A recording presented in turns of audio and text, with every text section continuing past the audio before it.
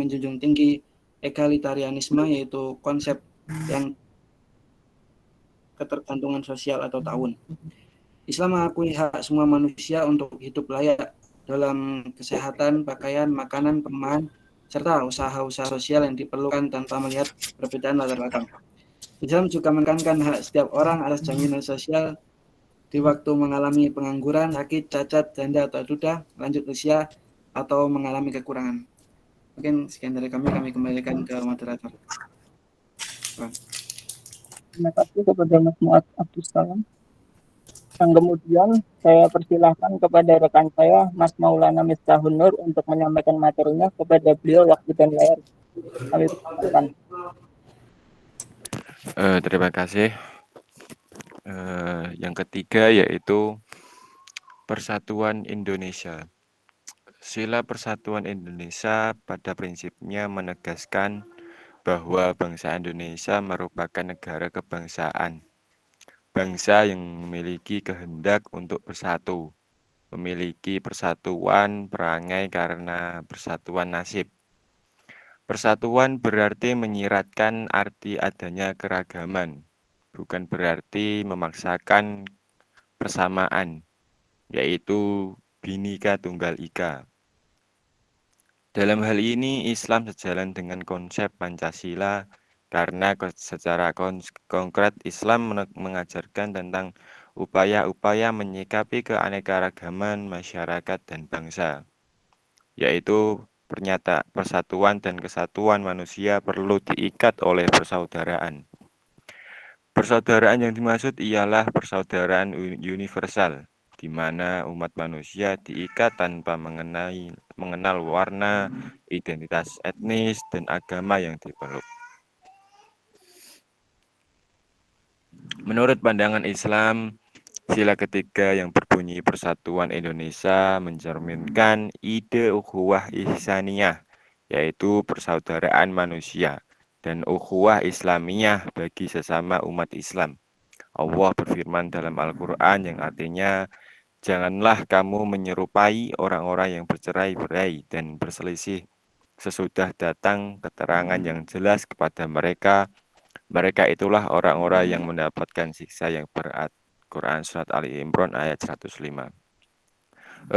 Persatuan akan terwujud apabila telah terjadi sikap toleransi yang tinggi antar sesama. Sikap saling menghargai dan menghormati. Selain itu, dalam persatuan harus ditarik sifat persamaannya, bukan perbedaan yang akan menimbulkan perselisihan dan pertentangan. Persatuan yang perlu digarisbawahi yaitu sama halnya dengan pluralitas. Dalam hal ini, pluralitas berdasarkan apa yang dituntut oleh kemaslahatan rakyat, agar tercapai kesatuan dalam tujuan dan sasaran. Oke, terima kasih. Saya kembalikan ke moderator. Terima kasih kepada Saudara Maulana Miftahun Nur. Kemudian saya persilahkan kepada rekan saya Nurman Ar-Rajul Sutomo untuk menyampaikan materinya. Kepada beliau waktu dan layar kami persilahkan. Ya, terima kasih. Peranan ulama dalam perumusan Pancasila. Tidak bisa kita pungkiri bahwa salah satu faktor penyebab besarnya pengaruh Islam dalam perumusan dasar-dasar Pancasila adalah karena kuatnya pengaruh kaum ulama sebagai salah satu unsur yang memperjuangkan kemerdekaan bagi bangsa Indonesia. Salah satu tokoh ulama kemerdekaan yang gigih memperjuangkan agar syariat Islam bisa ditegakkan di negara yang baru berdiri saat itu adalah Kiai Haji Abdul Qahar Muzakir. Beliau tergabung dalam kubu nasionalis Islam yang menghendaki dasar negara berasal dari ajaran Islam. Sementara itu, terdapat juga kubu nasionalis sekuler yang menginginkan Indonesia nantinya memisahkan masalah agama dari negara karena agama dianggap sebagai urusan privasi saat itu. Pada akhirnya, suatu kompromi tercapai di antara kedua kubu itu dalam wujud Piagam Jakarta pada 22 Juni 1945. Kemudian teks dokumen itu menjadi Muqaddimah Konstitusi yang diajukan BPUPKI pada 11 Juli 1945. Sayangnya, satu hari setelah proklamasi 17 Agustus 1945, terdapat kesepakatan ini tergoyahkan perubahan ada pada kata-kata ketuhanan dengan kewajiban menjalankan syariat Islam bagi pemeluk-pemeluknya, sehingga menjadi ketuhanan yang Maha Esa. Kiai Haji Abdul Qahar Muzakir termasuk dalam kalangan yang kecewa atas adanya perubahan tersebut. Hal itu disampaikan melalui partainya Mas Yumi dalam sidang-sidang konstituante. Terima kasih. Saya kembalikan kepada moderator. Terima kasih kepada Mas Nurman Arrojo Sutomo. Demikian pemaparan materi dari kelompok kami. Jazakumullah khairan. Kemudian kami dilanjut dengan pertanyaan-pertanyaan ya. Silahkan Mas memilih pertanyaan yang ada di psikologi. 5 pertanyaan, tapi dipilih satu-satu aja. 1, kemudian dijawab, 1 dijawab sampai 5 ya. Silahkan dipilih. Sudah bisa dibuka kan grup diskusinya di psikologi? Salah satu dari anggota kelompok membuka, kemudian membaca, nanti yang lain memberikan jawaban dan saling melengkapi begitu ya. Silakan aja dipilih. Saya sekarang ganti minta kepada ketua kelompok yang memilih gitu ya. Tapi ini ada prioritas ya, ada prioritas ya. Yang di kolom chat Google Meet itu ada pertanyaan dari Mas Abdul Majid, teman kita ya. Bisa membaca kelompoknya, kelompok pemakalah. Ini diistimewakan ini prioritas ya dari Ustadz Abdul Majid.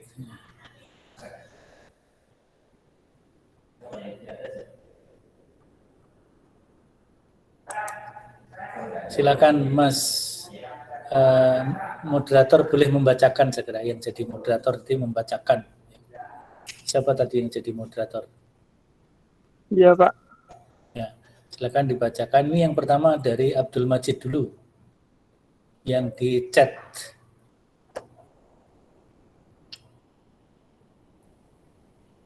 Bagaimana pengalaman Pancasila Sila 1 oleh agama non-Islam dan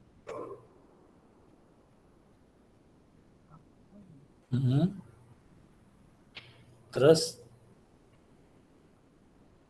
dan tadi Sila 1 sempat keceplosan dengan kata merindukan. Maksudnya merindukan siapa, Bang? Nah, gitu.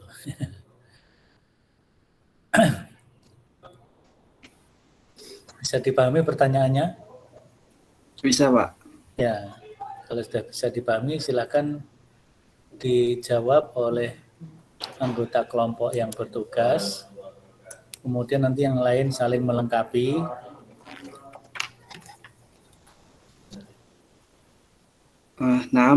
Afwan tadi bukan maksudnya merindukan, karena backgroundnya terang jadi agak susah bacanya. Jadi agama-agama yang diberikan tempat untuk hidup dan berkembang oleh pemerintah dan masyarakatnya, para penganutnya bebas mengembangkan keimanan kepada Tuhan Yang Maha Esa. Rasa ketuhanan Yang Maha Esa dalam sila pertama merupakan kearifan dalam merengkuh dan meranggul keanekaragaman agama. Frasa ini menggambarkan sebentuk perjumpaan dan titik temu agama-agama juga titik temu seluruh lapisan masyarakat pemeluknya. Sila ini menekankan fundament etis religius atas bangsa Indonesia yang bersumber dari moral ketuhanan dan sekaligus pengakuan akan pluralitas keagamaan. Seperti itu. Ya, Wallahu a'lam bishawab. ya saya kira bagus ya. Ada yang lain mau melengkapi?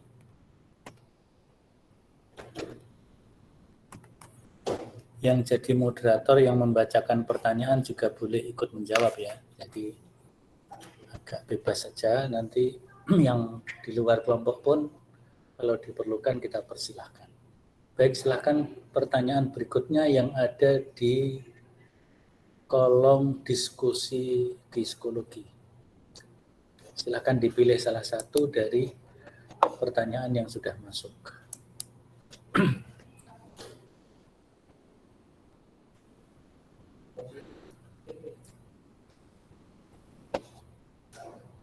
Yang sudah masuk ini kalau saya tidak salah hitung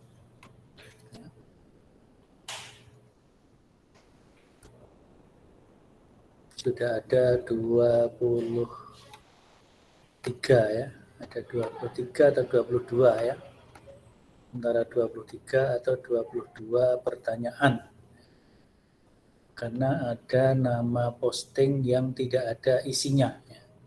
Seperti ini, Khairunisa Dwi Kusuma Wardani, ini nggak ada isinya, nggak tahu kenapa atau salah pencet ya. Kemudian juga ini Faris Wiradasa, juga nggak ada pertanyaannya. Jadi 24 dikurangi 2 berarti ada 22 pertanyaan yang sudah masuk, ditambah tadi yang di chat pertanyaan dari Mas Abdul Majid ya. Salah satu mahasiswa baru kita juga yang menyusul dalam program RPL ya. Silakan Mas yang ini kalau ini Muaz ini Muaz ini pemakalah atau bukan? Muaz Abdul Salam ini kelompok pemakalah atau bukan? Iya Pak, tadi mau buka psikologi nggak bisa, makanya saya ngetik aja. Nah, ini kalau Muaz ini nggak usah bertanya karena nanti menjawab saja ya, nanti menjawab. Nah, Baik, silakan. Silakan pertanyaan berikutnya yang mau dipilih punyanya siapa? Silakan Pak Moderator membacakan pertanyaannya. Dari pertanyaan yang sudah masuk, yang dipilih yang mana. Kemudian nanti teman-teman yang lain menjawab, moderator juga ikut menjawab juga boleh.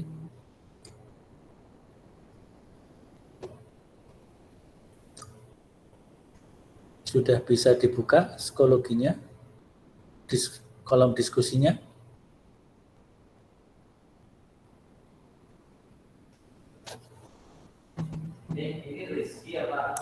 Gimana? Sudah bisa membuka rubrik diskusinya?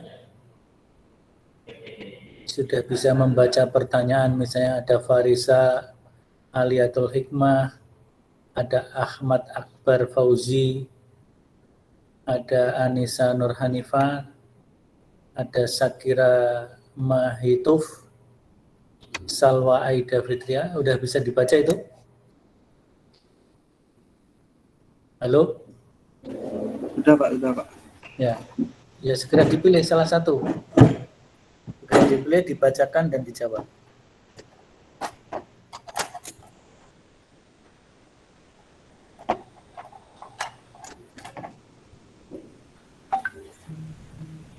Ayo agak cepat karena ini direkam, kalau terlalu lama nanti rekamannya kosong, nggak ada isinya. Pertanyaan Mas di atas Nawi, Pak. Silakan dibacakan, kemudian dijawab. Contoh yang sesuai dengan sila ketiga di lingkungan keluarga.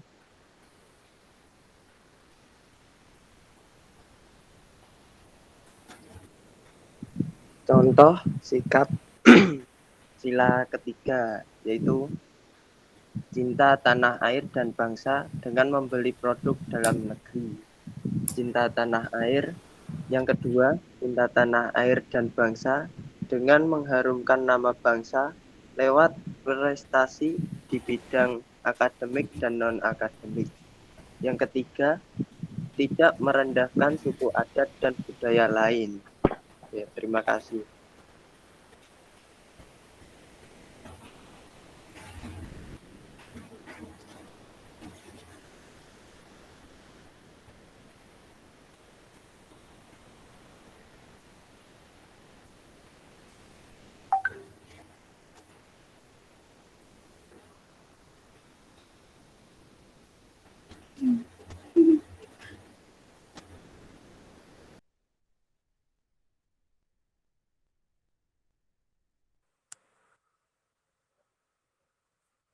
Setelah itu pertanyaan dari Zidahi Rahimah, apakah ateisme bertentangan dengan sila pertama dalam Pancasila?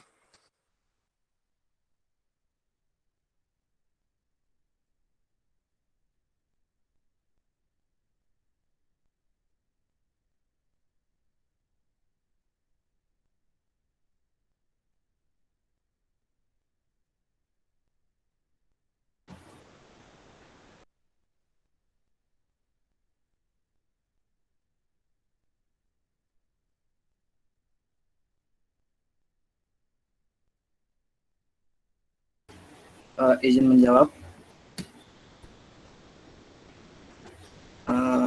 Pada prinsipnya sila pertama menegaskan bahwa bangsa Indonesia dan setiap warga negaranya harus mengakui adanya Tuhan. Ini merefleksikan bahwa Indonesia pada umumnya merupakan bangsa religius atau religious nation state.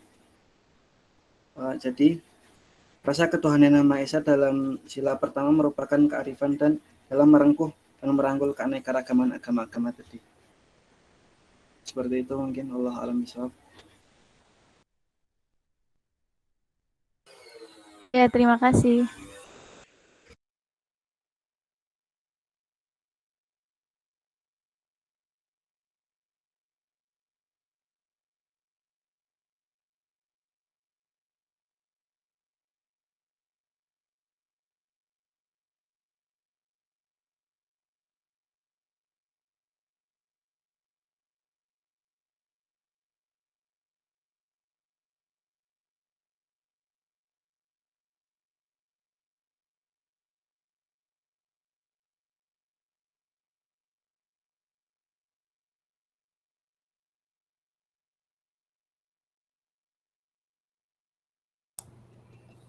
Saya persilakan Hafidz Gibran untuk memberikan tambahan dari apa yang sudah dijelaskan oleh Mas Mu'adz tadi. Hafidz? Mana Hafidz? Hafidz Gibran ada orangnya? Kalau enggak, saya persilakan akhuna Abdul Majid. Tafadhol Abdul Majid. Ikut berbicara dari apa yang sudah dibahas tadi tentang ateisme, tentang tadi pengamalan persatuan Indonesia atau kemanusiaan dalam lingkungan keluarga dan sebagainya tadi. Silakan Mas Abdul Majid bisa bersuara. Mikrofonnya bisa dihidupkan. Ya, silakan. Ikut berdiskusi. Iya, Pak. Tadi yang dijelaskan mungkin sudah termasuk, tapi belum menjawab secara langsung. Maksudnya tadi kan ditanyakan kan ATS itu apakah berlawanan dengan sila yang pertama? Ya. Ya, jawabannya ya jelas, gitu kan? Jelas karena ateis tidak mengakui adanya Tuhan. Padahal sila yang pertama itu disebutkan mengakui adanya Tuhan yang Maha Esa. Jadi jelas ini sangat-sangat bertolak belakang dan tidak cocok ya untuk di negara Indonesia ini gitu.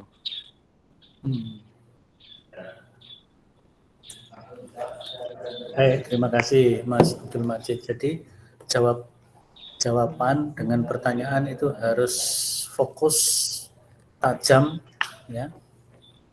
Jawabannya langsung, baru penjelasannya ya. Jadi kalau pertanyaannya apakah ateis itu bertentangan dengan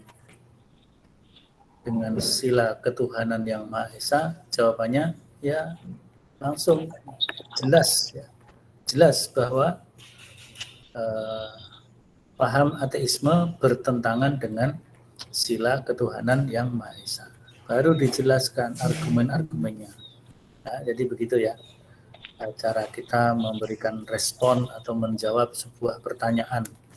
Jadi antara pertanyaan dan jawaban harus betul nyambung, baru kemudian ada uraian-uraiannya yang diberikan secara secukupnya. Baik, dilanjutkan kepada pertanyaan yang berikutnya, berarti yang keempat ya, yang keempat. Silakan pertanyaan berikutnya dipilih oleh kelompok 4, kemudian diberikan jawabannya. Silakan dipilih.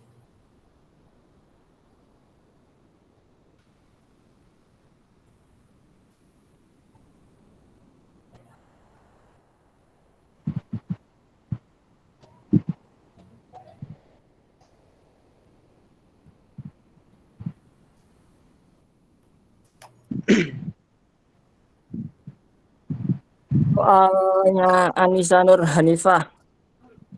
Ya, silakan. Contoh perilaku yang mencerminkan pengamalan makna Pancasila kedua. Antaranya yaitu menghormati hak orang lain. Yang kedua, bertindak adil tanpa memandang ras, suku, agama, dan status sosial. Yang ketiga, menghargai pendapat. Yang keempat, berani mengakui kesalahan. Yang kelima, mengunjungi teman yang sakit. Ya, terima kasih. Ya, bagus. Mungkin ada yang mau memberikan jawaban alternatif atau tambahan dari kelompok yang bertugas dulu. Ada yang menambahkan?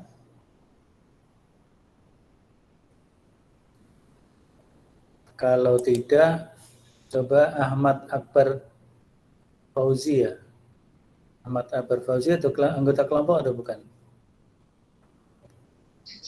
Bukan, Pak. Bukan ya.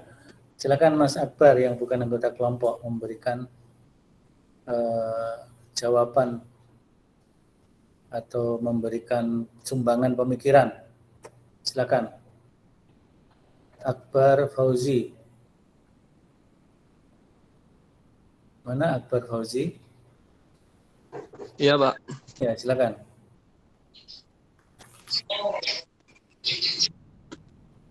Bentar. Kalau menurut saya, Ya. dengan kita belajar sila-sila yang ada di Pancasila, kita jadi memahami bahwasannya kita hidup di negara itu memiliki suatu landasan. Jadi tidak bisa semena-mena. Karena sekarang pada akhir-akhir ini banyak sekali orang yang mengaku nasionalis, ya, akan tetapi pada dasarnya mereka sendiri yang tidak nasionalis. Mereka teriak-teriak toleransi dan lain-lain sebagainya, akan tetapi mereka sendiri yang tidak bertoleransi. Ya karena mereka cuman mengandalkan secara dohirnya saja, kan tapi tidak memahami secara rinci. Nah, maka dari itu penting sekali kita mempelajari sila-sila ini, lebih-lebih kita sambungkan dengan ayat-ayat yang ada di dalam Al-Quran, sehingga kita paham bahwasanya sila-sila yang telah dibuat oleh orang-orang pendahulu kita itu tidak hanya sekedar kata-kata saja, kan tetapi ada hikmah dan manfaat untuk negara kita ke depannya, seperti itu. Ya, saya kira bagus. Salwa Aida, saya minta untuk berbicara, memberikan pemikiran alternatif. Silakan Salwa Aida. Untuk pengamalan sila yang kedua, Pak. Ya, Sila yang kedua kan berbunyi kemanusiaan yang adil dan beradab. Jadi kita harus adil itu tidak perlu sama ya. Adil itu sesuai dengan porsinya masing. Jadi untuk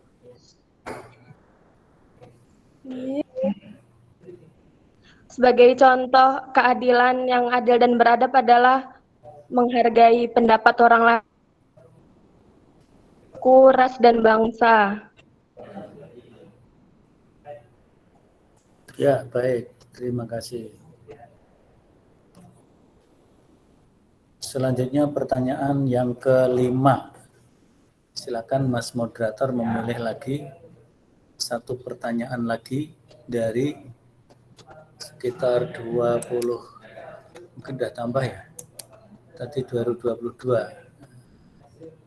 Nah, ini sudah ada tambahan 4, berarti 26 kalau nggak ada yang kosong ya. Kadang-kadang ada yang namanya tambah tapi pertanyaannya kosong. Silakan dipilih yang belum dijawab. Nanti selanjutnya dilanjutkan secara tertulis seperti biasanya. Kalau sudah tertulis, silakan masing-masing anggota kelompok memberikan jawaban sesuai ide-idenya. Nanti yang lainnya ikut melengkapi gitu.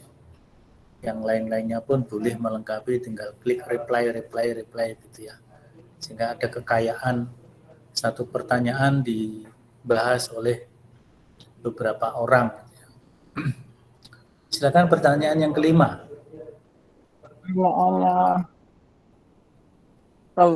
Mbak Zakira, bagaimana kita bersikap terhadap pemeluk agama lain? Siapa? Pertanyaan siapa? Zakira. Oh ya. Coba diulang pertanyaannya. Bagaimana kita bersikap terhadap pemeluk agama lain? Bagaimana kita bersikap kepada pemeluk agama lain? Ya, saya kira bagus itu pertanyaannya. Silakan dijawab. Izin menjawab. Ya, silakan. Salah satunya adalah toleransi beragama, yang merupakan sikap saling menghormati, menghargai antar penganut agama lain, seperti tidak mencela, tidak menghina agama lain, tidak mengganggu ketika penganut agama lain sedang beribadah, tidak melarang ataupun mengganggu umat lain untuk beribadah sesuai agama atau kepercayaan masing-masing. Mungkin seperti itu. Allahu a'lam bishawab. Ya. Yang lainnya boleh memberikan tambahan. Coba Andi Hilmi Naufal. Saya ingin dengar suaranya Andi Hilmi Naufal.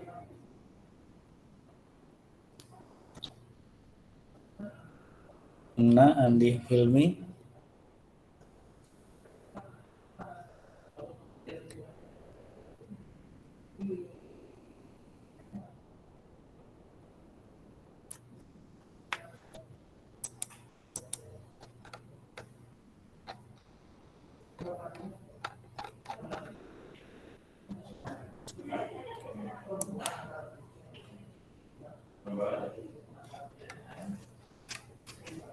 Itu PPT dan apa makalahnya sudah dikirim di psikologi belum ya?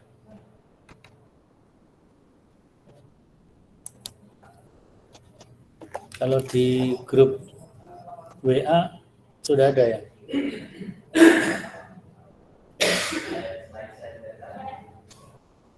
Ini yang kelas B atau kelas A ini? Kelas A ya.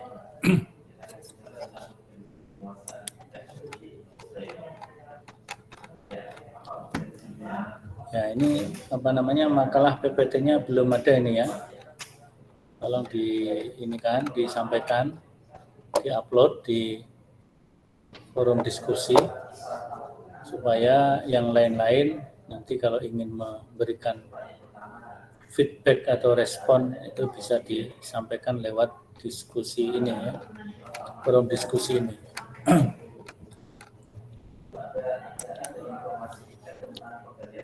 Ya, saya minta untuk segera di-upload ininya, PPT atau makalahnya, karena yang di grup WA ini terhapus. Grup WA terhapus. Ya, yang di grup WA terhapus. Untuk itu segera dikirim di psikologi ya. Ya, Mas Rifki, Mas Norman.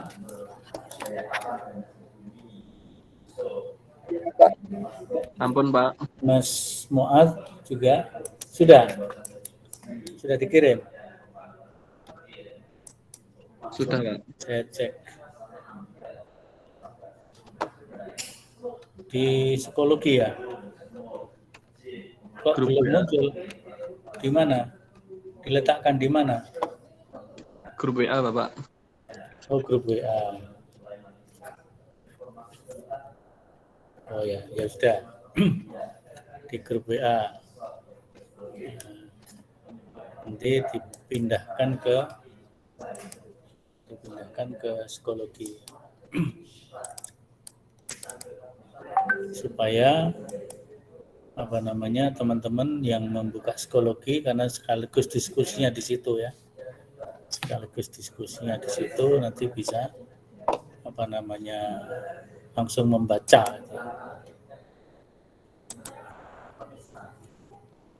Nah, jadi tinggal klik komen ini, nanti ada file ini ya. File dimasukkan aja di situ.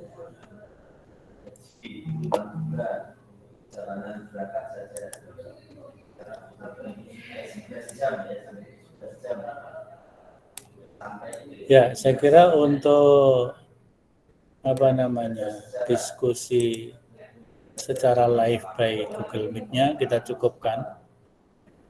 Selanjutnya nanti teruskan dengan diskusi tertulis.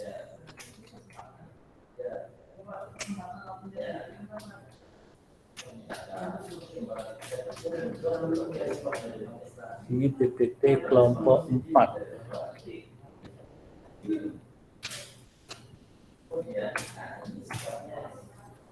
Ya, kemungkinan besar kita mungkin masih bertemu satu kali lagi. Setelah itu kita akan memasuki masa UTS. Jadi tidak terasa perkuliahan kita sudah sudah melampaui 50% dari pertemuan ya, yang harus diselenggarakan, yaitu 14 pertemuan. Oh iya Pak, berarti UTS-nya minggu depannya lagi nggih? Ya, nanti lihat jadwal. Anda buka di Start, nanti akan bisa dilihat jadwal UTS-nya kalau sudah divalidasi. Tapi kalau belum bisa dibuka, berarti belum divalidasi. Jadi, kalau menurut kalender akademik, kalau nggak salah tanggal 8 ya, 8 November. Kalau tidak salah, saya agak lupa tanggalnya. Tapi coba saya lihat di Start.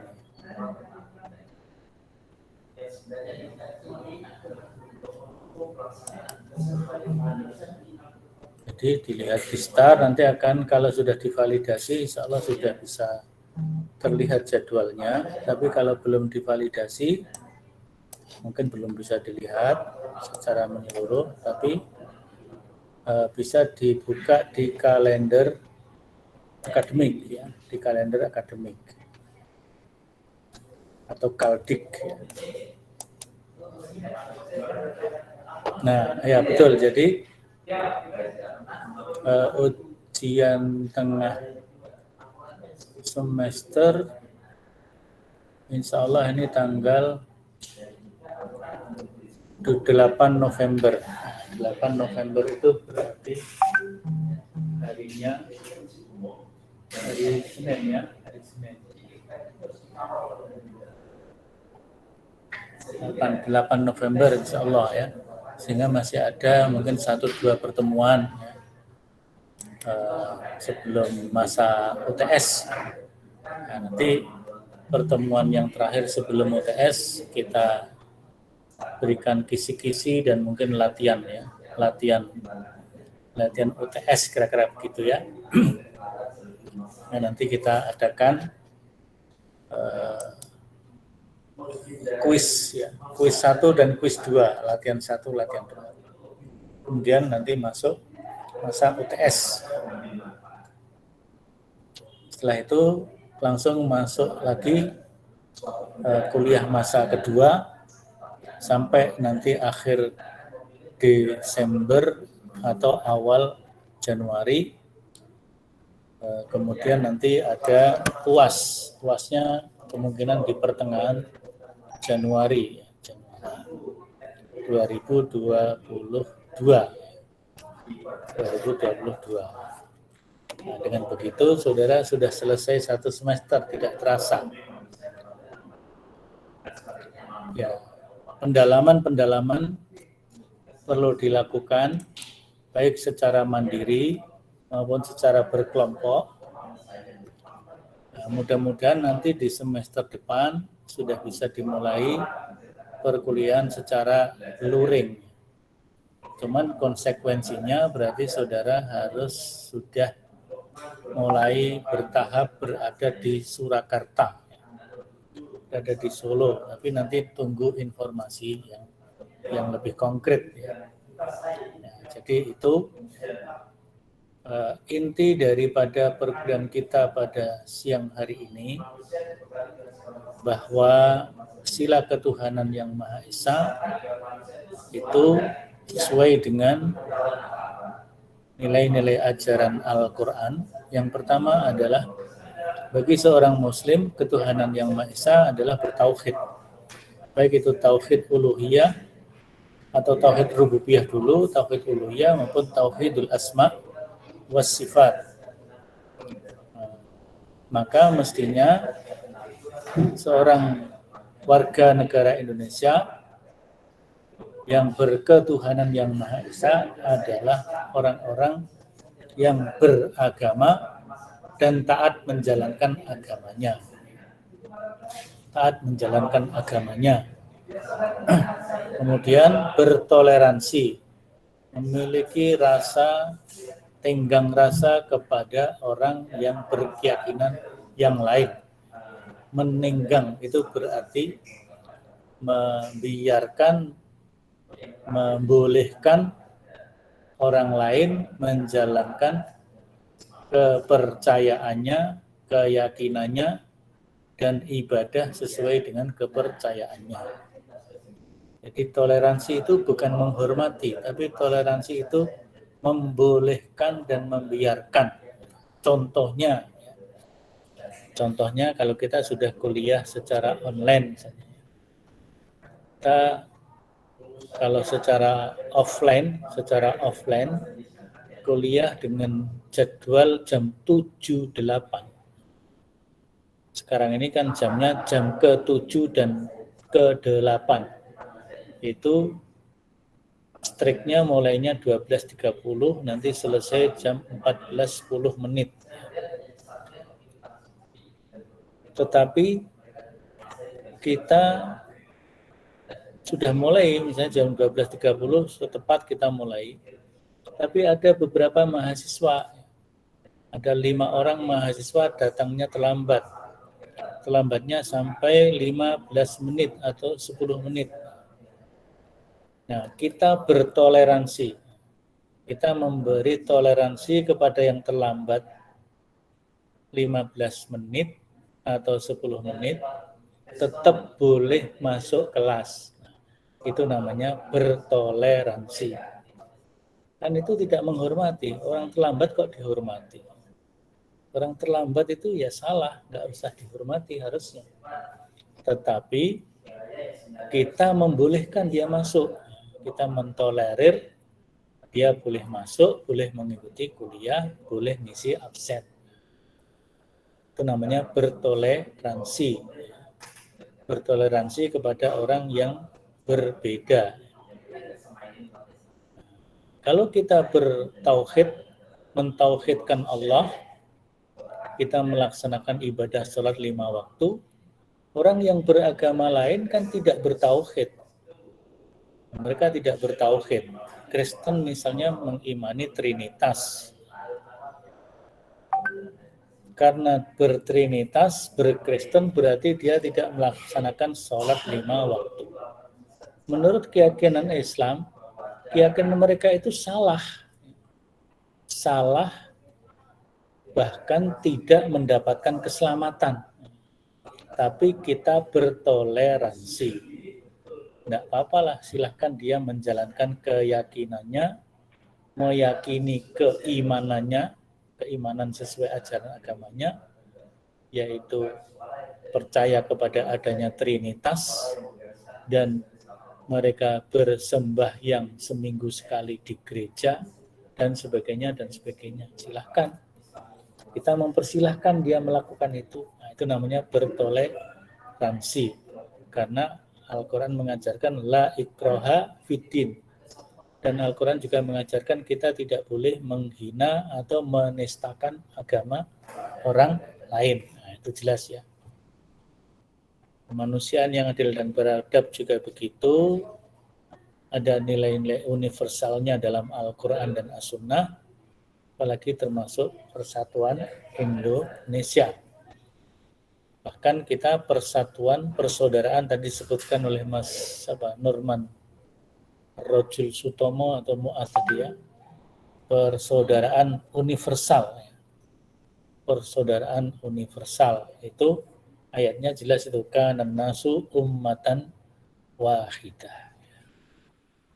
Manusia itu pada dasarnya umat yang satu. Umat yang satu yaitu umat Bani Adam. Nah, kemudian karena manusia diberi akal pikiran, manusia diberi kebebasan, tapi bebas yang bertanggung jawab. Maka la ikraha fiddin qad tabayyana rusdu minal ghayyi. Jadi saya minta PPT disempurnakan dalam bentuk makalah oleh masing-masing. Ya, kalau ada ayat-ayat Al-Quran yang berkaitan, ya sebutkan sebagai dalilnya ya. Dalil-dalil berkaitan ketuhanan yang Maha Esa dan Tauhid, dalil-dalil berkaitan dengan persatuan dan persaudaraan universal umat manusia dan umat Islam khususnya, dan juga dalil tentang kemanusiaan yang adil dan beradab itu tadi ya. Jadi dalil-dalil Qur'annya, karena kan kita kaji Al-Quran dalam perspektif Islam dan penafsirannya berdasarkan nilai Quran dan Sunnah. Kalau ada dalil Quran, masukkan. Kalau ada dalil As-Sunnah, hadis, masukkan. Ya, makalah Anda menjadi makalah yang berkualitas sebagai mahasiswa program studi ilmu Al-Quran dan tafsir. Ya, saya kira untuk siang hari ini kita cukupkan. Kurang lebih sudah mencapai 55 menit atau mendekati 1 jam.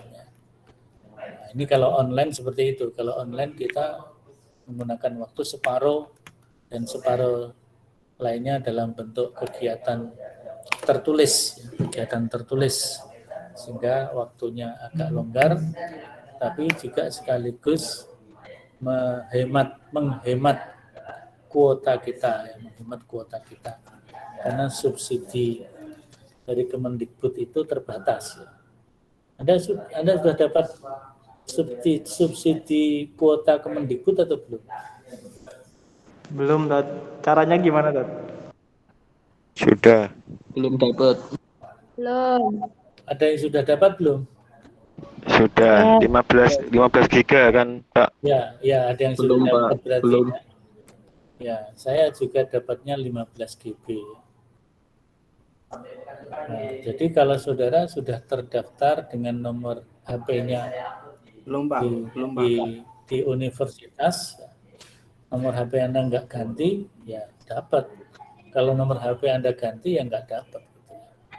Jadi nomor HP-nya yang ketika mendaftar itu kan langsung didaftarkan secara otomatis, sehingga ketika perkuliahan dimulai maka akan terdata secara otomatis dan mendapatkan subsidi kuota dari Kemdikbud. Nah, saya semester ini sudah dapat 2 kali, jadi 15 GB 2 kali, lumayan. Nah, 15 GB itu kalau setiap mata kuliah menggunakannya sekitar 50 menit kan insya Allah cukup. Kalau setiap bulan dapat 15 GB, ya, mudah-mudahan cukup. Saya kira demikian kita cukupkan untuk pertemuan siang hari ini. Kita akhiri dan kita tutup bersama dengan doa kafaratul majlis. Subhanakallahumma asyhadu an la ilaha illa anta